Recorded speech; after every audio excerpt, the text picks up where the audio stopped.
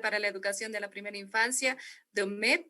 Es licenciada en Ciencias de la Educación de la Universidad de Buenos Aires.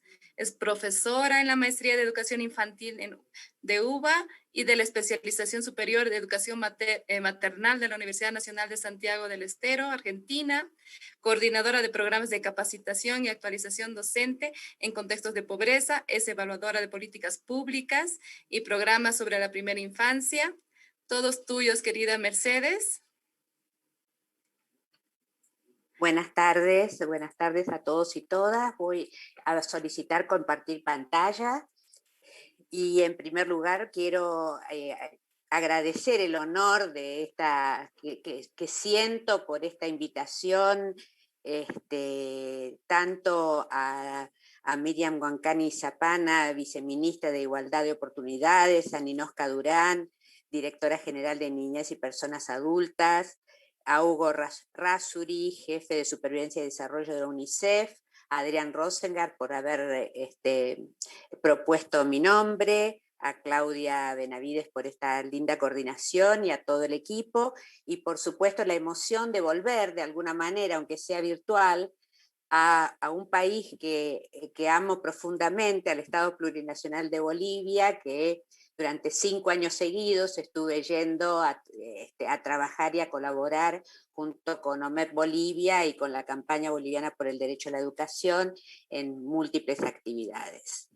Bueno, voy a comenzar a compartir algunas reflexiones con ustedes vinculadas con la reapertura. A ver si me deja. Siempre hay algo que termina no funcionando en la tecnología. A ver. Ahí está. Muy bien, ¿se ve? Sí, ¿no? Sí, bueno, se ve. Bueno, entonces vamos para adelante. Sí, como bien dijo, coincido absolutamente con Víctor Giorgi, a quien conozco mucho y hemos trabajado y trabajamos con los mismos horizontes hace muchísimos años, intercambiando saberes y experiencias, lo mismo que pasa con Javier Ayaume, que va a hablar luego. En nosotros, perdón, a ver, un segundito que se fue para adelante. No. Ahí está. La pandemia no es solamente un virus, ha sido una enorme crisis humanitaria, lo sigue siendo. Yo tengo la experiencia de haber trabajado durante 6 años intensamente dentro de la región de América Latina, de nuestra patria grande, y ahora tengo la presidencia mundial de una organización que participan 64 países, y lo que veo es esto, ¿no? Una gran crisis humanitaria, testimonios permanentes de educadoras y educadores, investigadores, distintas organizaciones, de cómo se ha marcado las desigualdades, cómo ha empeorado la situación de toda la humanidad y, por supuesto, esta desigualdad que marcaba recién Adrián y sobre la que no voy a profundizar dado que ya se ha hecho mención. Dentro del tema de educación y cuidado de la primera infancia, nosotros hemos visto que tanto, bueno, ustedes saben que la educación y el cuidado de la primera infancia está altamente fragmentado en casi todos los países, ¿no es cierto?, en distintos subsectores, y justamente ha sido dentro de los sistemas educativos y de protección social uno de los sectores más vulnerados, ¿no es cierto? Y más vulnerables. ¿Por qué? Porque cuando se empezó a pensar inmediatamente de desatada esta pandemia, cómo responder, los modelos de respuesta no estaban adecuados a las primeras infancias, a su cuidado y a su educación. Generalmente se estaba pensando en los niños más escolarizados, se estaba pensando en niños de sectores sociales medios y altos, con acceso a tecnologías y demás. Entonces, de alguna manera, las respuestas primeras que se dieron tuvieron un foco que no respondía a la realidad de nuestras infancias.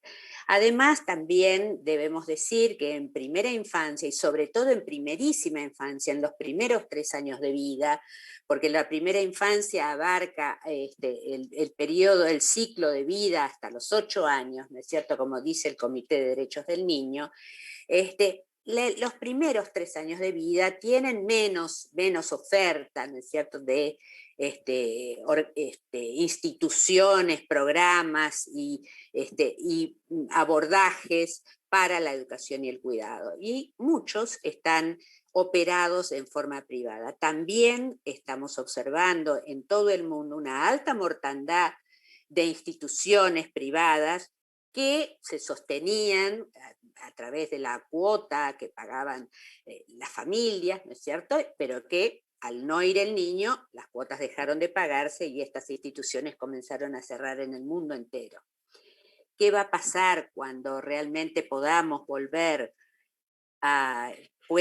los niños plenamente? Bueno, no se sabe. Y muchas de estas instituciones, más allá de si algunas lucraban o otras no lucraban, muchas de estas instituciones ocupaban un espacio que había sido abandonado por los estados o no ocupado por los estados para la atención y educación de la primera infancia. También no se pudo garantizar la gratuidad y la obligatoriedad que hay, por lo menos en nuestra región, al menos de la sala de 5 años, de los niños de 5 años, y en algunos de otros países, inclusive por ejemplo en México es obligatorio en 3, 4 y 5, en muchos de nuestros países, en Argentina 4 y 5 y demás. Esta obligatoriedad no ha sido mirada a la hora de plantear las primeras respuestas. Bueno, muchos niños y niñas preescolares y no preescolares han quedado fuera de los sistemas y muchos no se sabe si alguna vez vamos a recuperarlos y vamos a volver. Pero esta pandemia se desata también en el medio de un esfuerzo previo y de una construcción previa que venían haciendo los gobiernos del mundo y todos los seres humanos y todos los militantes por los derechos humanos de las infancias en general, ¿no es cierto? Y nosotros estábamos en el medio de un trabajo para concretar por primera vez un objetivo muy importante para la primera infancia que fue definido en la Agenda 2030. Y este objetivo por primera vez incluía a la primera infancia vinculada con temas de educación.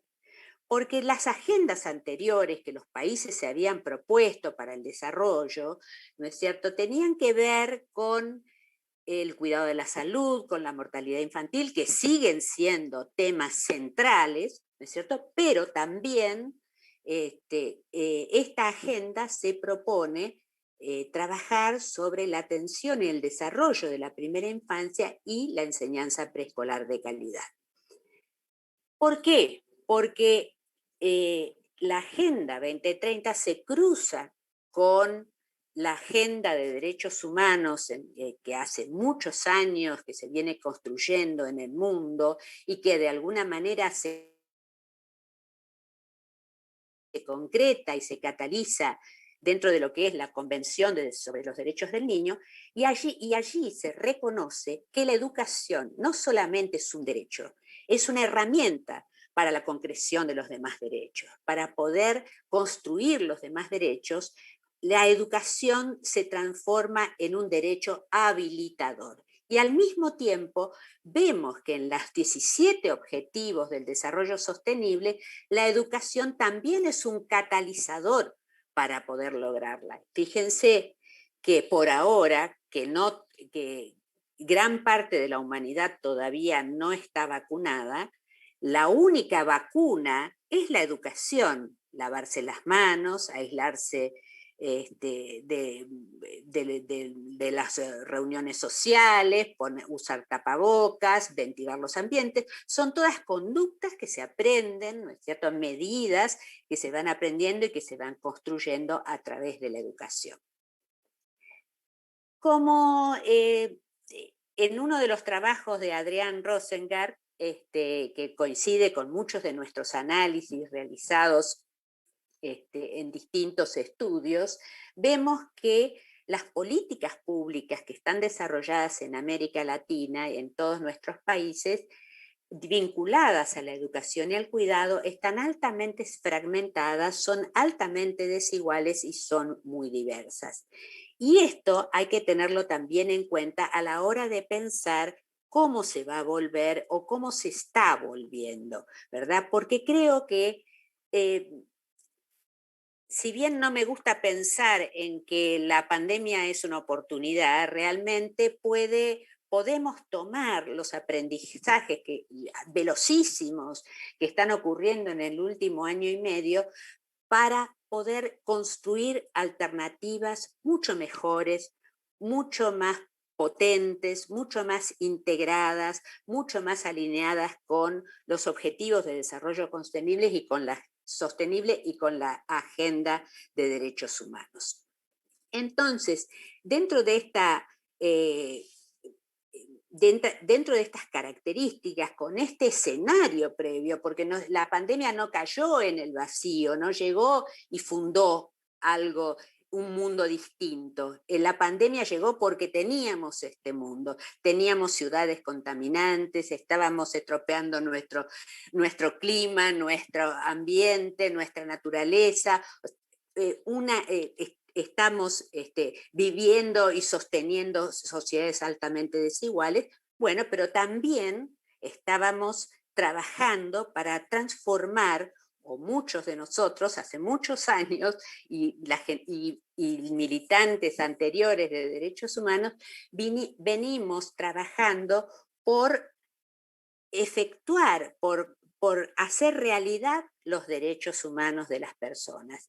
Y en este sentido, respecto de las infancias, sabemos que el Estado tiene centralmente el deber de proteger y promover derechos. Necesitamos un Estado que verdaderamente cuide.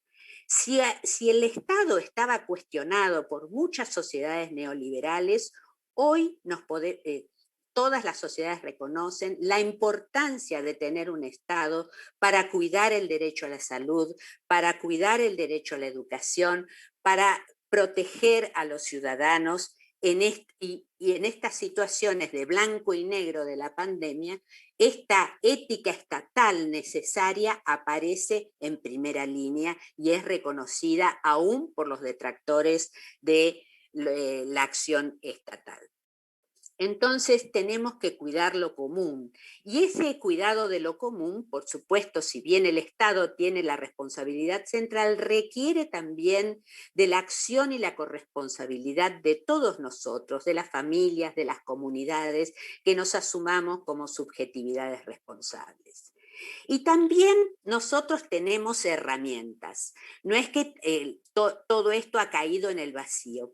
Tenemos herramientas que fueron construidas a lo largo de la historia y a lo largo del tiempo y que siguen siendo construidas, como la Convención Internacional sobre los Derechos del Niño y todas las observaciones generales en las que sigue trabajando el Comité de Derechos del Niño y que son muy orientativas para poder construir soluciones y políticas en sintonía con ese enfoque de derechos humanos que queremos para todos nuestros niños y niñas. Y este enfoque tiene que ser necesariamente en la primera infancia un enfoque integral. Como bien dice la Observación General 7, las prácticas sociales del cuidado y de la educación de un niño pequeño deben contener enfoques coordinados, integrados, multisectoriales. Y ellos le llaman a esto el enfoque educare. Educare por la mezcla de dos palabras en inglés, educación y care, cuidado. Pero también hay que atender a otros derechos humanos que los niños pequeños tienen y que son centrales para el desarrollo de los niños pequeños.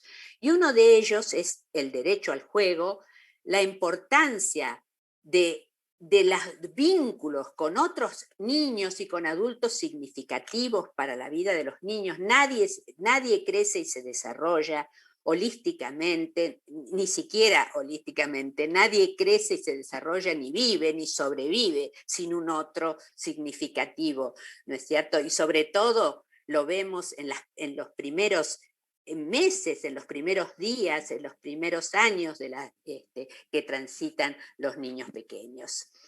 También es muy importante reconocer que todos nos desarrollamos en conversación, en relación con nuestras culturas, ¿no es cierto? Nadie se desarrolla en vacío.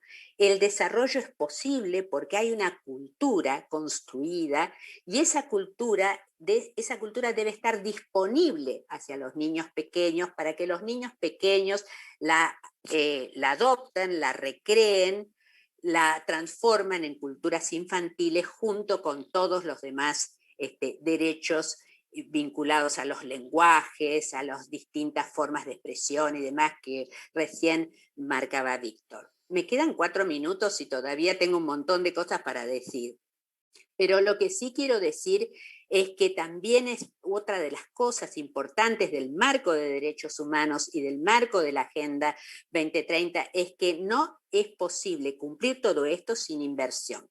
¿Sí? Entonces es importante darse cuenta que también tenemos que hacer grandes esfuerzos para concretar inversiones que permitan cumplir con estas agendas. Muy bien.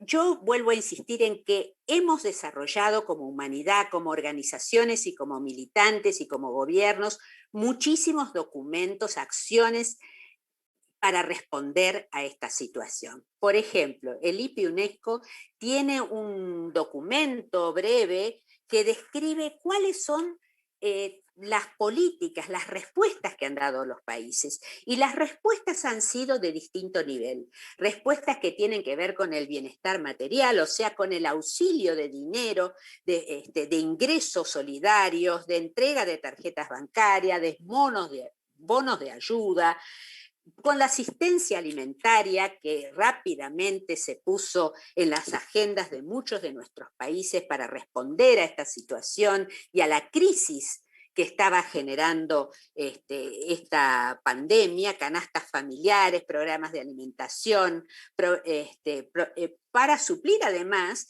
todos los programas de alimentación escolar, ¿no es cierto? Porque los chicos van a los jardines de infantes, a las escuelas, a los centros de desarrollo infantil, a educarse, a hacer cuidados, a apropiarse de la cultura, pero también a comer, ¿no es cierto? O sea, es muy importante tener en cuenta esto. También se desarrollaron muchas más alternativas y programas vinculadas con la salud psicológica y emocional, desarrollándose programas como por ejemplo en Colombia, en Confianza con Familias, en TIC Confío, experiencias para jugar y narrar, programas televisivos, o sea que hay experiencias de las cuales podemos abrevar y podemos aprender para poder después tomar y enriquecer nuestra tarea de cuidado y educación.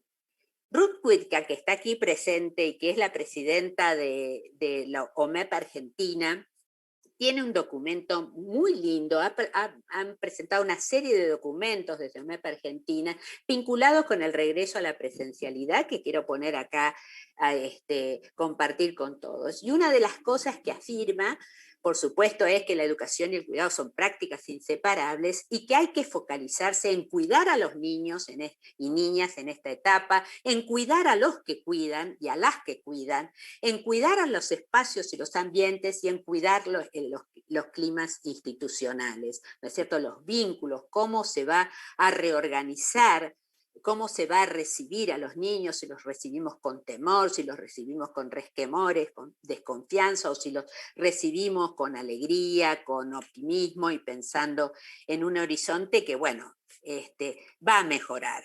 Nosotros pensamos que va a mejorar. Hay que ver que en muy poco tiempo la humanidad ha podido darse una vacuna. Y esto no se puede decir de muchas otras enfermedades que han atravesado y siguen atravesando a la humanidad. Pero los niños tienen que ser los protagonistas, los centrales en nuestra tarea y en nuestras actividades. Ya se cumplen los 20 minutos, ya estoy en el borde. Y yo lo que quiero señalar acá es algo que Ruti dice con gran claridad, que el protocolo no sea el protagonista de la vuelta a la presencialidad. Volviendo a lo que dijo Adrián y volviendo a lo que dijo Víctor, ¿no es cierto? Tenemos que pensar en que los niños son el centro de nuestra tarea y que pueden haber protocolos para no ser improvisados, para orientar la acción, porque trabajamos en instituciones, pero también nos permite ser flexibles, o sea, planificar, pero ser flexibles, ¿verdad? Y esto, entonces, también UNICEF tiene una cantidad de documentos, hay un lineamiento para la reapertura de servicios integrales de atención que es muy interesante y muy criterioso, con muchos elementos. Para cerrar, solamente quiero decir es que me parece que nosotros estamos alineados en que la reapertura tiene que ser epidemiológicamente segura, ¿no es cierto? En este sentido, las autoridades sanitarias son las que van a evaluar si es posible hacer la reapertura y desde ya en muchos países se está impulsando la vacunación de los cuidadores y educadores como personal esencial. Por otro lado, la priorización y centralidad de la infancia, la consideración de que hay situaciones locales de territorio que no puede haber ni es pensable construir soluciones o instrucciones o protocolos para todo el mundo, ¿no es cierto? Todos iguales, sino que lo local, lo territorial, la adaptabilidad como criterio tiene que regir en las medidas que estemos pensando. También, por supuesto, la democracia y la colaboración, el apoyo y la participación de la familia y de los niños es absolutamente central para construir acuerdos, para construir criterios todos juntos y para ir sosteniendo. ¿Por qué? Porque la pandemia cambia todo el tiempo, porque no sabemos todo, porque vamos conociendo y los científicos van descubriendo y van compartiendo con el mundo. Entonces, en esta situación de extrema incertidumbre, vamos construyendo a partir de la confianza, de la participación y del compromiso de todos.